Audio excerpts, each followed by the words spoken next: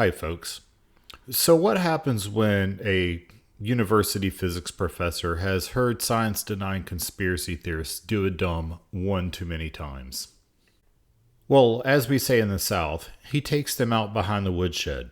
And that is exactly what Professor Phil Bell does in the video that I'm about to show you.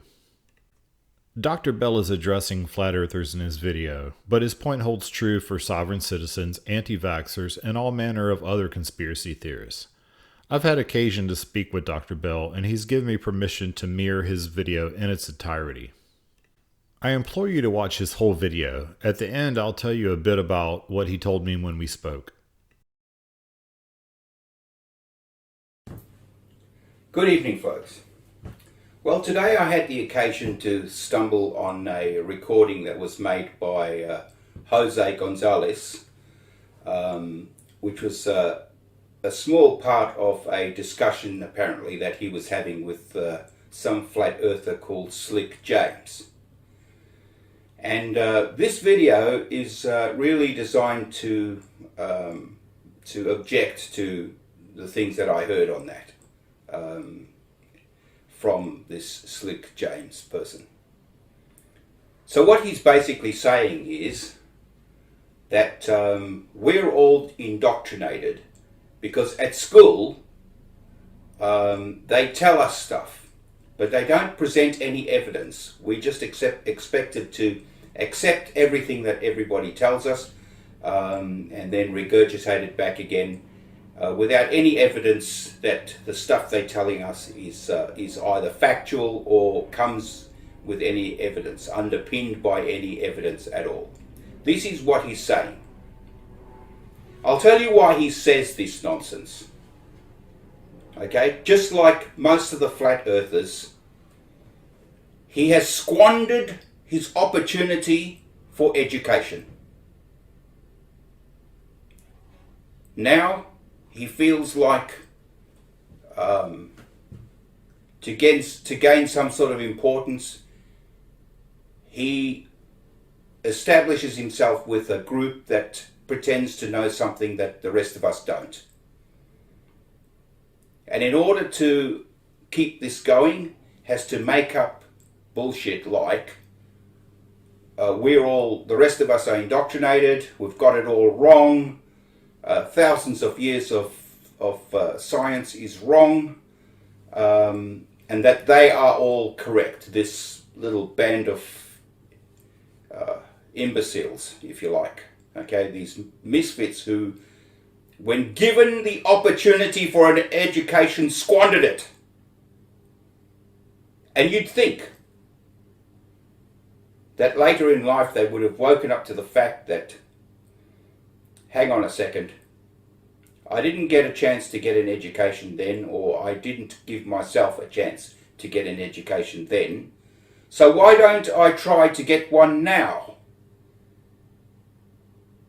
Instead of going around talking and making up bullshit. All right, let me show you why you're wrong about what happens in education. We're not indoctrinated. Every time we're told something or we're given some information, it's backed up by evidence. This evidence can be a demonstration of an experiment, or it can talk about research that's already happened. In any case,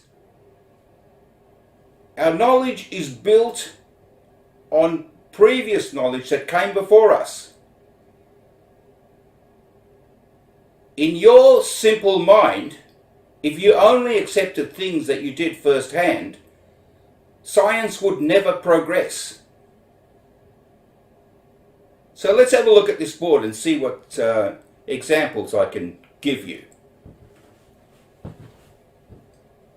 Chemistry.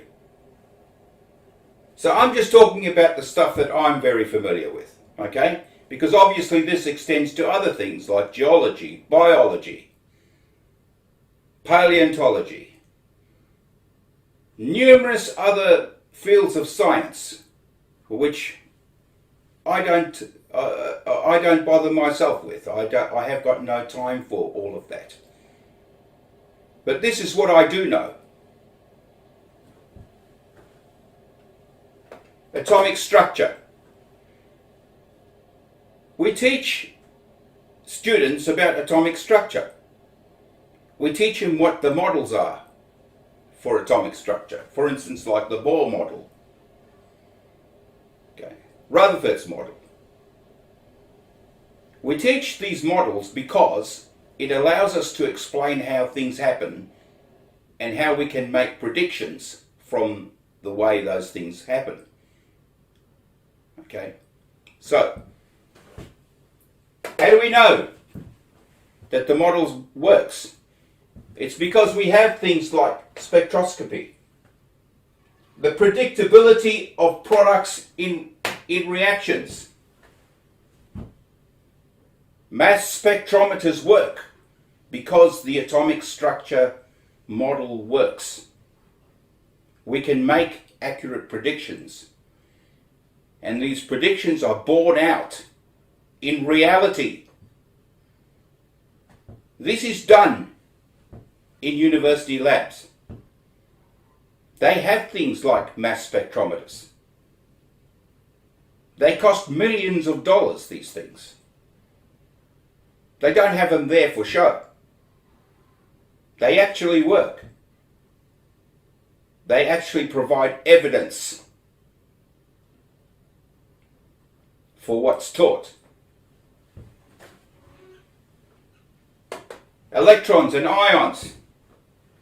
How do we know that model works? How do we know that these are a fact? Galvanic cells, redox reactions, electricity. This is how we know they work. This isn't something they just tell you.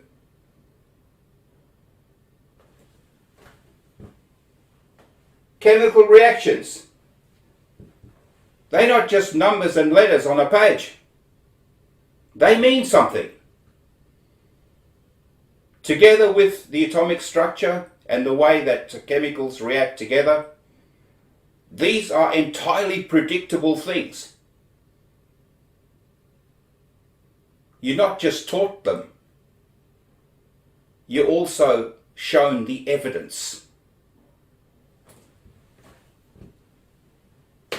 Acid-base reactions. If you hadn't squandered your education in high school, you would have at least done some titrations. And if you had any ounce of intelligence, you'd understand what those titrations mean and what they're for.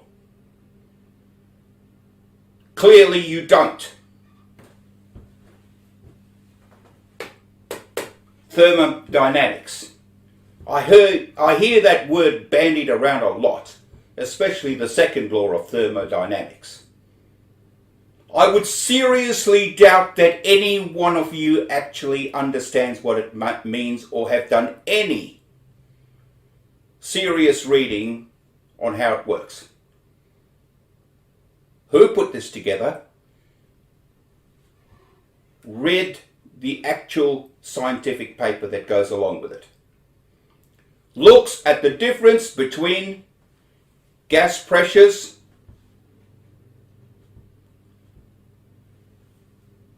on Earth and the atmospheric pressure. What do these two things mean and how are they different?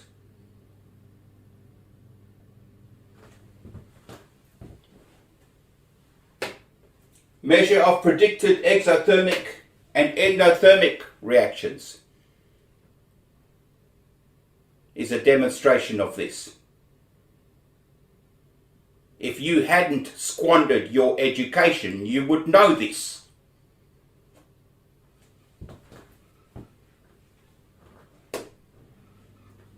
Equilibrium reactions, combustion reactions.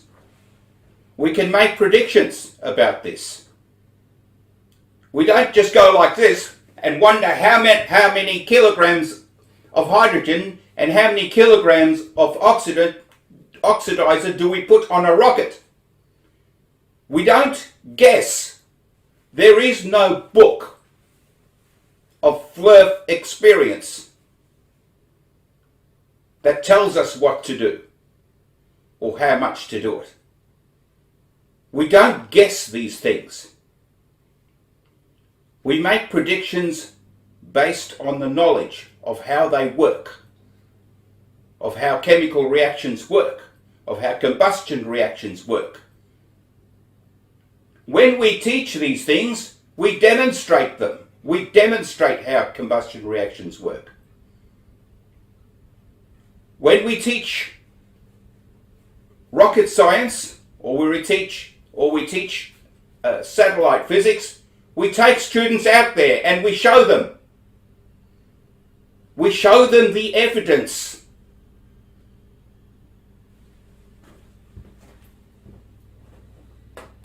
Let's look at physics. Gravitational acceleration. We don't need to just tell people that there's gravitational acceleration. We can demonstrate it, and we do.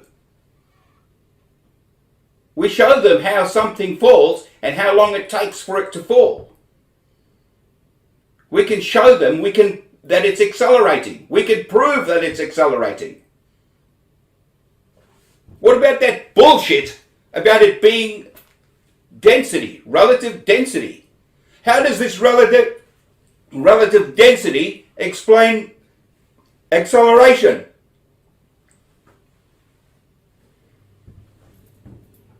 How does it explain something if I throw something up?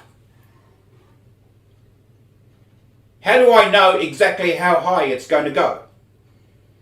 How do I know how long it's going to take before it reaches the top of where it's going to go and then comes down again? How do I know this? I don't have to tell students this. I can ask them to do it themselves and measure it themselves, and they do.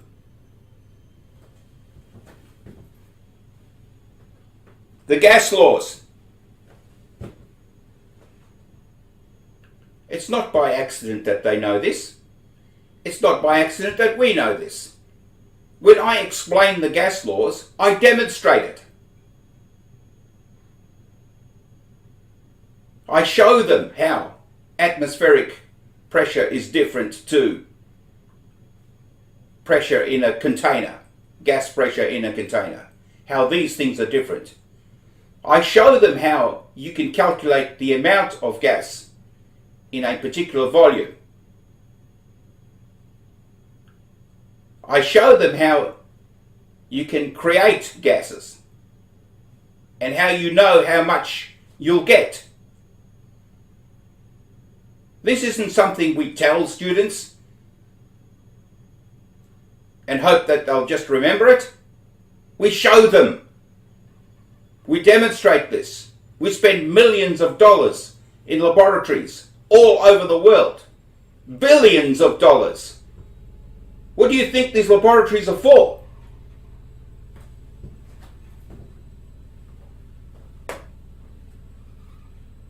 Newton's laws of universal gravitation.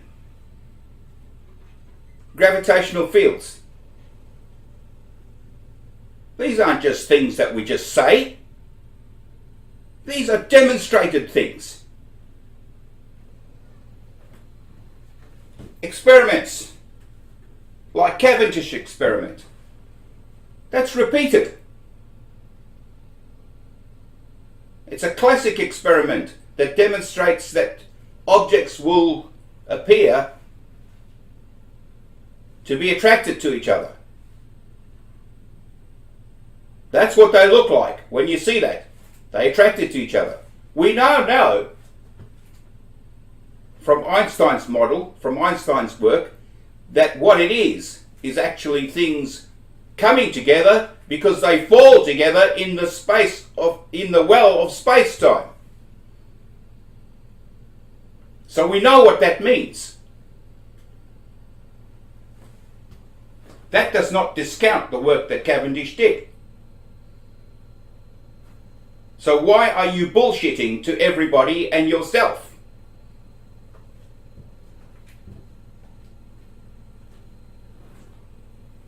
Projectile motion, circular motion. All of these things are demonstrated. That's how students learn. They learn because we give them some facts and then we underpin those facts by real world, real life demonstrations. That's what we have lab sessions for. Force, momentum, work, energy. All of these things are explained with demonstrations, experiments. We demand of students that they do experiments. It's not even a suggestion. We assess them on their ability to understand a concept and to demonstrate that concept.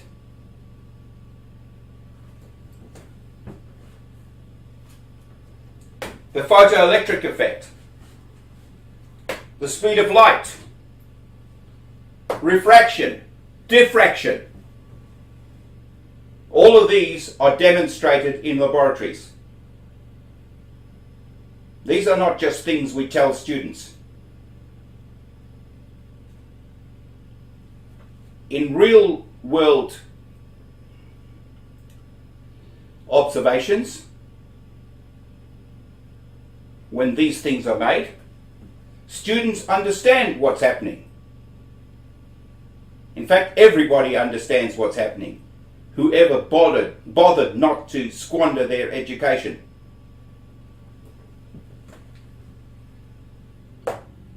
Nuclear fission,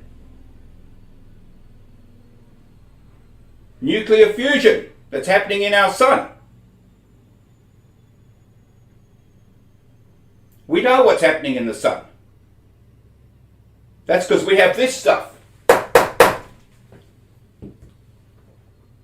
We can analyze accurately what those elements are. We can have a look at the radiation that's been given off.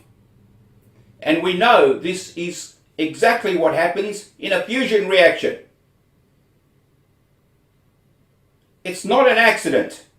It's not magic. And when we tell students this, we demonstrate it. We show them how this spectroscopy works. We show them how we can pick an unknown sample and use that to determine what it is. We might give a student an unknown sample. We know what the sample is. This happens almost all the time. I know what the sample is. I purposely give the student something difficult to analyze. And I know that the student knows how to do this work because they produce the results that match what I know it to be.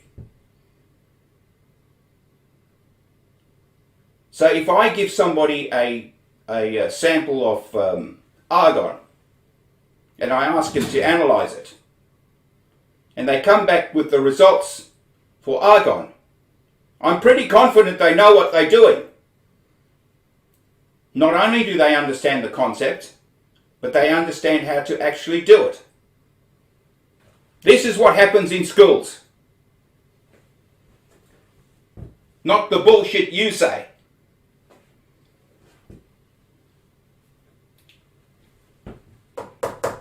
Satellite motion. You think those things are up there by accident? You don't think that it takes a lot of work to get those things up there, those satellites up there? They cost hundreds of millions of dollars. You don't think that when we tell students how these things work, we don't take a lot of trouble to demonstrate it? You think we let students loose on $100 million satellite?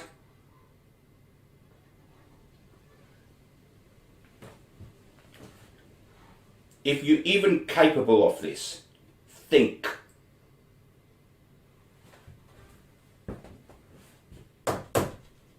Particle accelerators. Hundreds of millions of dollars for one of these. Do you think they're there for nothing? You think when we have quantum physics and we teach that, and we take people to the particle accelerator to demonstrate these things, you think we're just telling them stuff? Okay. Get this into your thick heads. Science doesn't work like indoctrination. Indoctrination is what you have. You listen to your Nathan Oakleys and Globebusters and other idiots who are actually taking money from you under false pretenses. You listen to them. And then you ignore the real science that's happening around you.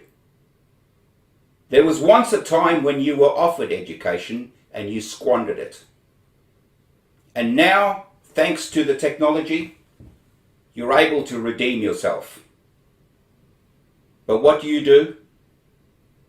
You squander it yet again. Okay.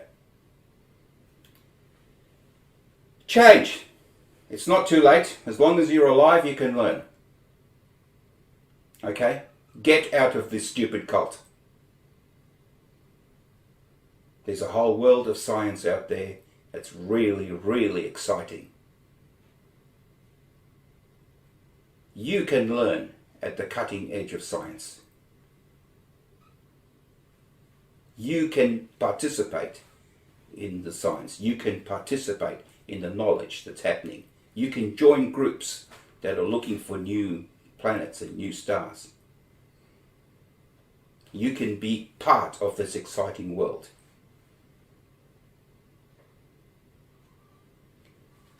Okay, I think that's enough. Alright, if you enjoy my videos, please press the like button.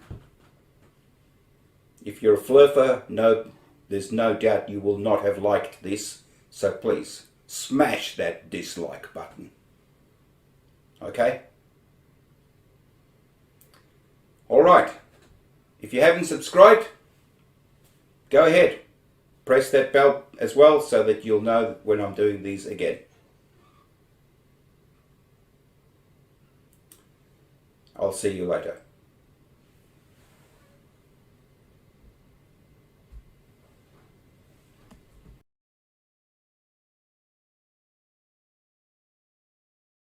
So that is what happens when a dignified intellectual decides to go beast mode on stupid. As he said in his video and reiterated to me, these science deniers and conspiracy theorists are without excuse for their ignorance because every modern person has access to incredible amounts of information at their fingertips, so they have the opportunity to educate themselves at any time. A link to Professor Bell's YouTube channel is in the description box. He posts regular educational videos, and it is almost criminal how few subscribers he has. I would see it as a personal favor from each of you if I look at his channel a day from now and he has at least 100 more subscribers than he does now. If you liked this video and you think education is better than ignorance, please like and subscribe.